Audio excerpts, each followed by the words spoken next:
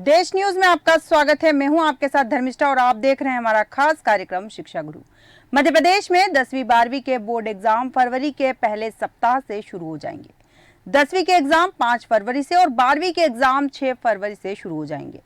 Madhya Pradesh board of secondary education MPBSC ने board exam के लिए प्रदेश भर में कुल 3,866 एग्जाम सेंटर बनाए हैं। बोर्ड ने इनमें से 610 सेंटरों को संवेदनशील और अति संवेदनशील की कैटेगरी में रखा है।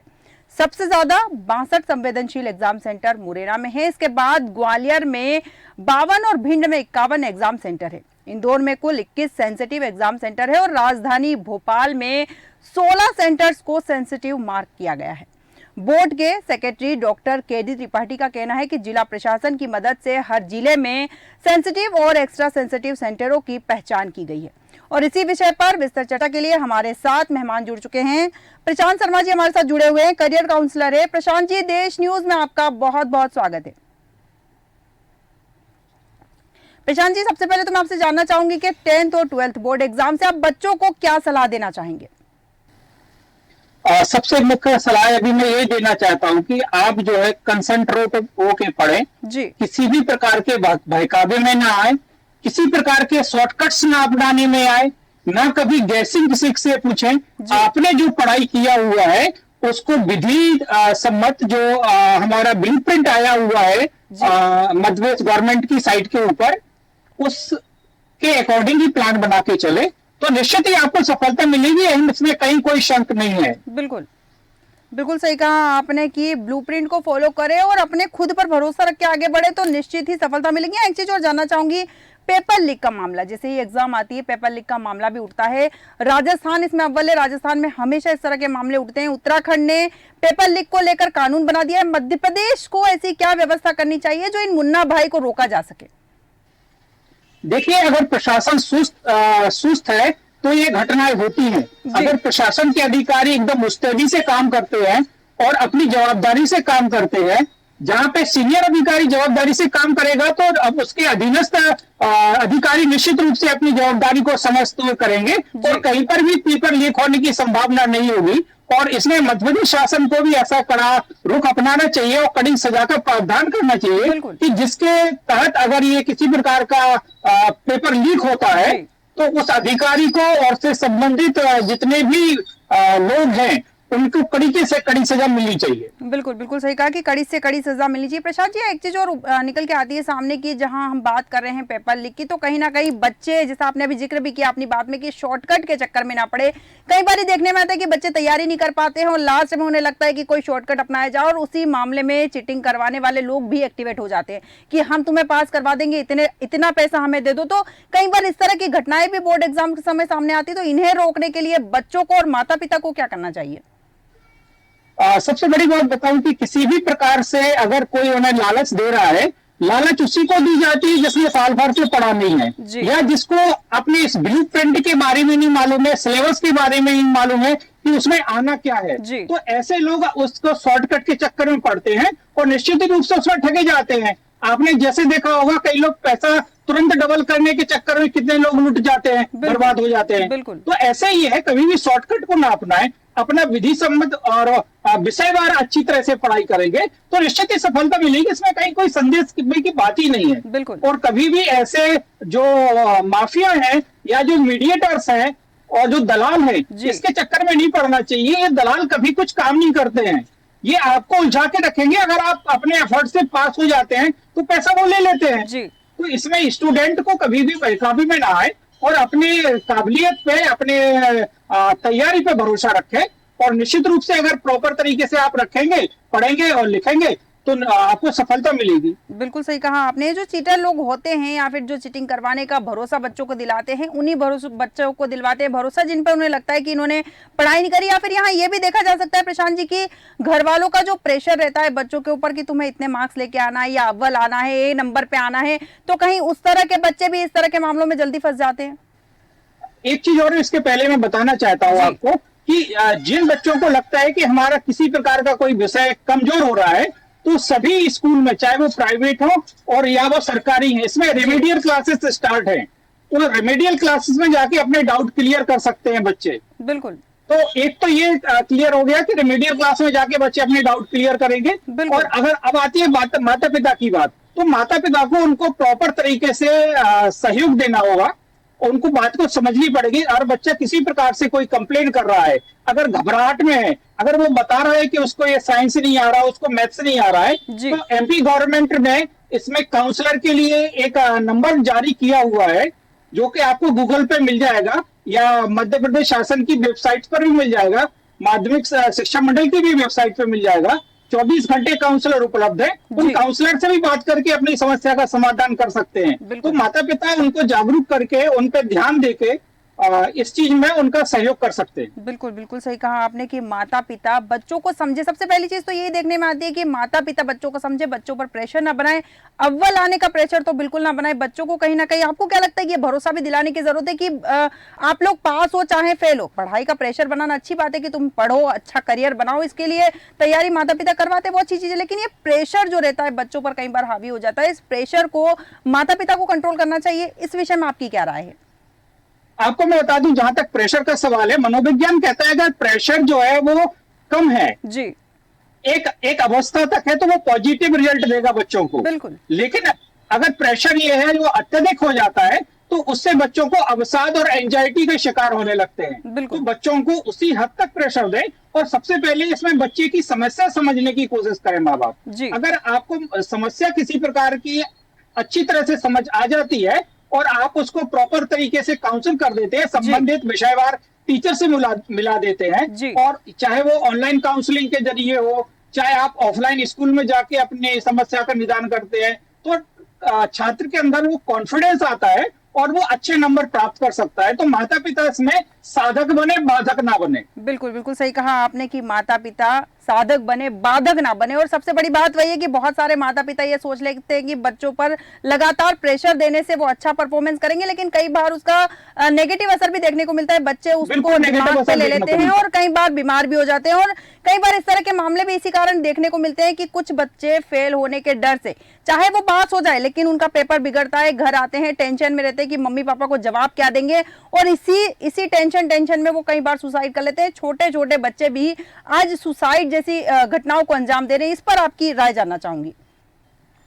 इसमें आपको बता दूं कि माता पिता का एक बहुत महत्वपूर्ण कर्तव्य है कि सभी माता पिता अपने बच्चे के जो सिलेबस से रिलेटेड ब्लूप्रिंट है उसको निकाल लें, विषयवार निकाल लें, और अपने बच्चे के लिए उसको समझाएं कि किस विषय से, किस यूनिट से कितना आना है। उससे सेल्फ असेसमेंट करने दें उसको कि उसने कितनी तैयारी की हुई है।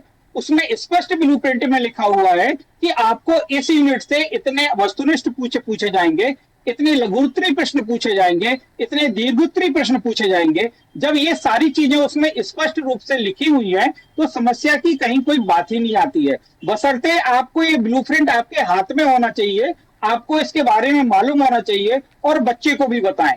दूसरी चीज आ जाती है कि बच्चा ये जो कोशिश करता है, आपने जैसे बोला है कि अवसाद में जाने की या सुसाइड करने की कोशिश करता है, ये बच्चा तब कोशिश करता है जब उसको उसका समाधान प्राप्त नहीं होता है।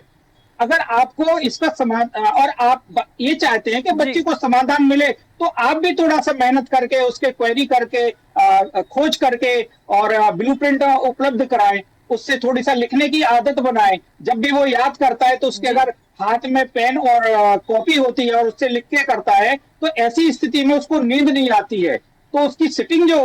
ठीक है, प्रशांत जी की आवाज हम तक नहीं आ रही है, शायद कुछ नेटवर्क इशू है। लेकिन बड़ी बात है कि संवेदनशील एरियाज में एग्जाम्स हो रही है। मुरैना जैसा सेंटर, ग्वालियर, भिंड की अगर हम बात करें तो कई सेंटर ऐसे हैं जो विवादित है। विवादित हम इसलिए कह रहे हैं, सेंसिटिव जोन है वो, क्योंकि वहां पर कई बार चीटिंग जैसे मामले सामने आए हैं। राजधानी भोपाल में भी 16 सेंटर्स ऐसे हैं जो सेंसिटिव मार्क किया गया है उन्हें भी। और सबसे बड़ी बात यहाँ ये है कि कुछ बच्चे जो प्रेशर लेते हैं, उन्हें लगता है कि अव्वल आना बहुत ज्यादा जरूरी है। माता पिता का प्रेशर, शिक्षकों का प्रेशर जैसा कि हमारे प्रशांत शर्मा जी करियर काउंसिल ने भी बताया कि प्रेशर अगर पॉजिटिव हो तो बहुत इफेक्टिव होता है।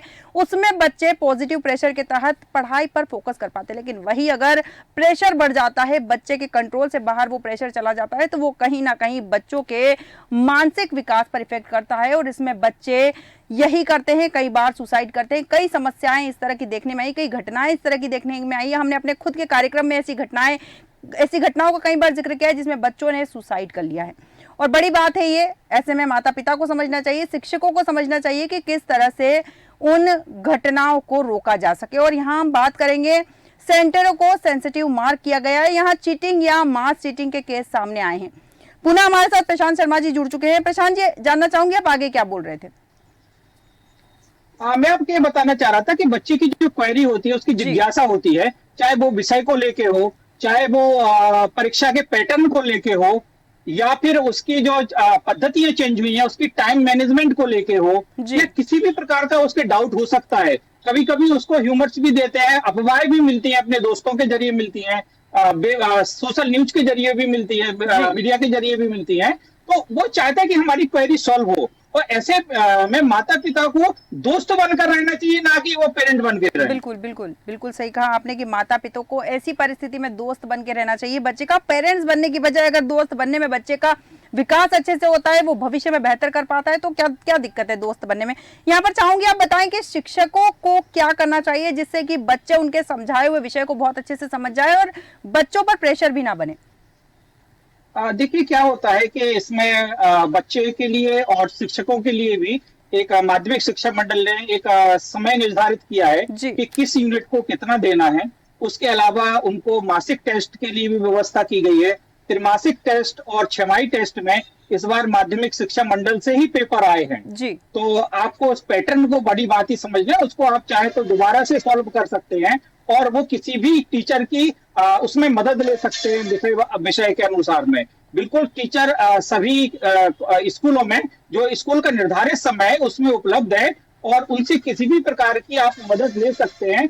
हर स्कूल में प्राचार्य ने 2 जो काउंसलर उपलब्ध कराए हैं, जो कि आपकी समस्याओं को सॉल्व करते हैं, आपसे संबंधित विषयवार टीचर तक पहुंचा देते हैं। अगर काउंसलर नहीं है तो डायरेक्ट आप प्रिंसिपल से मिल सकते हैं और अपनी बात रख सकते हैं, और उनकी भरपूर मदद की जा रही है, और शासन इसको बड़ी गंभीरता से लेते हुए सभी छात्रों की मदद कर रहा है। बिल्कुल बिल्कुल सही कहा आपने कि शासन इस चीज पर गंभीर है, क्योंकि यहाँ हम बात करें अगर देश के प्रधानमंत्री की, तो वो भी बच्चों के साथ जुड़ते हैं, सीधे बच्चों से बात करते हैं, उनका प्रेशर कम करने की कोशिश करते हैं। जब देश के इतने बड़े पद पर बैठा व्यक्ति परीक्षा की गंभीरता को समझ रहा है, तो यहाँ माता पिता और शिक्षकों को भी समझने की जरूरत है कि बच्चों के लिए एग्जाम जरूरी है, लेकिन ये उनके जीवन का अंतिम एग्जाम नहीं है। जैसे कि कई बार मामले देखने में आते हैं कि कुछ बच्चे कुछ विषय से बहुत ज्यादा डरते हैं। ऐसे में वो जो कमजोर विषय हैं या फिर जिन विषय से उन्हें बहुत डर लगता है, उस विषय की तैयारी बच्चे कैसे करें? क्योंकि अब समय बहुत कम बचा है, ऐसे में वो पूरी किताब तो फिर से नहीं पढ़ सकते। तो ऐसे में कुछ ऐसे टॉपिक या फिर कुछ ऐसे आप जो टिप्स उन्हें दे सके जिससे कि बच्चों का वो विषय, उस पर पकड़ थोड़ी मजबूत बन सके। धर्मिष्ठा जी, इस बार माध्यमिक शिक्षा मंडल ने कक्षा 10वीं और 12वीं के सभी बच्चों में जो वस्तुनिष्ठ पृष्ठ आना है, इसमें 40% अंक निर्धारित किए हैं। अगर 75 नंबर का पेपर है कक्षा 10वीं का, तो उसमें 40% इसमें वस्तुनिष्ठ पृष्ठ आएंगे, जिसमें सही गलत क्या है, जोड़ी बनाने का है, 4 विकल्प में से एक चुनने का है, एक वर्ड में आंसर, शब्द में आंसर देने का है। तो इनको विषयवार उस चीज में जो हमारा ब्लूप्रिंट की मैं बार बार कर रहा हूँ, ब्लूप्रिंट में स्पष्ट लिखा हुआ है कि इसमें इतने वस्तुनिष्ठ प्रश्न आना है, और सभी को अगर आप विषयवार पढ़ेंगे, तो अगर आप वस्तुनिष्ठ प्रश्न को ही अच्छी तरह से कर लेते हैं तो निश्चित रूप से आपको सफल होंगे। दूसरी चीज आपको मैं बता दूं कि जिन बच्चों को अभी भी डर लग रहा है, तो मैं आपको पुनः बताना चाहूंगा, किसी भी प्रकार की गाइड या कुंजी का इस्तेमाल ना करते हुए आप सीधे अपने संस्था में जाएं और अपना आगे प्रिंसिपल या काउंसलर या संबंधित विषयवार टीचर से मिलें। आपको उतना वो तैयार कर देंगे जितना कि आप उस चीज में आप भली बात अच्छी तरह से पास हो सकेंगे। बिल्कुल, तो इसमें डरने की बात नहीं है। स्कूल से आप टच में रहिए, आपको समय समय पे इंफॉर्मेशन और सारी शिक्षा में रिवाइज किया जा रहा है, कोर्स रिवाइज किया जा रहा है। अगर कहीं उसको डाउट होते हैं तो प्रॉपर तरीके से उसको सॉल्व भी किया जा रहा है वहां पे। और अभी एक प्री बोर्ड का भी एग्जाम होने वाला है बच्चों का, तो जिसमें भी बच्चे को डाउट है तो वो अपनी वास्तविक स्थिति देख सकते हैं कि वो किस विषय में उनको डर लग रहा है, तो संबंधित जो टीचर है वो उनकी समस्या का समाधान कर देंगे। बिल्कुल बिल्कुल सही कहा आपने कि संबंधित शिक्षक से बात करना चाहिए, और जो कमजोर विषय है उस पर भी प्रिंसिपल या शिक्षक से बात की जा सकती है, ताकि वो आपकी कमजोर पकड़ को थोड़ा मजबूत बना सके। अंतिम प्रतिक्रिया चाहूंगी आपसे कि बच्चों को आप और क्या एडवाइस देना चाहेंगे बोर्ड एग्जाम्स को लेकर? देखिए, बच्चों को मैं सबसे मुख्य जो एग्जाम देने के लिए जो जा रहे हैं बच्चे, जी। उनको मुख्य मेरा सुझाव ये है कि किसी भी प्रकार की अफवाह में ना आए, विषयवार ब्लू प्रिंट के माध्यम से जो देखते हुए उसके अकॉर्डिंग अपनी तैयारी करें, किसी भी अफवाह में ध्यान ना दें, जी। हल्का खाना खाएं, पानी पीते हुए पड़े। जब आपकी सिटिंग लंबी होती है तो बीच बीच में पानी जरूर पिए। बिल्कुल। सुबह शाम हल्की एक्सरसाइज करें, खुले में थोड़ा सा 15 से 20 मिनट आधा घंटा आप घूमने जाएं। जी। चाहे तो अपने किसी भी अपने भाई बहन माता पिता से अच्छे हंस खेल के भली भांति बात करें। आपने उन्हें क्या पढ़ा हुआ है दिन भर में और आप क्या पढ़ने जा रहे हैं, आगे के क्या प्लानिंग है, जी। इसके संबंध में बात करें। और अपनी जो तैयारी से संबंधित जो भी चीजें हैं जी। वो अपने माता पिता से और अपने बड़े भाई बहनों से या छोटे भाई बहनों से जिक्र जरूर करें कि बिल्कुल। उसकी आपने कितनी अच्छी तरह से तैयारी की हुई है। तो ऐसे में आपको एक मनोबल मिलेगा और अपने आप में कॉन्फिडेंस आएगा और ये आपका एक कॉन्फिडेंस निश्चित ही आपको सफलता की ओर ले जाएगा। बिल्कुल बिल्कुल सही कहा आपने कि बच्चों से बात करें, अपने भाई बहन से बात करें, माता पिता से बात करें और उनसे बात करते हुए पढ़ाई को खेल समझकर करें तो शायद बेहतर रिजल्ट आ सकते हैं और साथ ही प्रेशर नहीं लेना है। प्रशांत शर्मा जी, बहुत बहुत धन्यवाद हमारे साथ विस्तृत चर्चा में शामिल होने के लिए। इस साल मध्य प्रदेश में 10वीं 12वीं के बोर्ड एग्जाम के लिए 17,40,691 कैंडिडेट्स ने रजिस्टर किया है। इनमें से 9,91,810 स्टूडेंट्स ने 10वीं बोर्ड एग्जाम के लिए रजिस्टर किया है, जबकि 7,48,881 स्टूडेंट्स ने 12वीं बोर्ड के लिए रजिस्टर किया है। सबसे बड़ी बात यह है कि बोर्ड एग्जाम से बच्चों की और ये अंतिम परीक्षा नहीं है, इसलिए अंतिम परीक्षा समझकर तैयारी ना करें। परीक्षा की तैयारी करें, पास होने के लिए करें, बेहतर नंबर के लिए करें, लेकिन अगर कारणवश परिणाम आपके मन के मुताबिक नहीं आते तो कोई भी गलत कदम ना उठाएं, मुन्ना भाई बिल्कुल भी ना बने और किसी बहकावे में ना आए। हमारे आज के खास कार्यक्रम में इतना ही। बने रहिए देश न्यूज के साथ।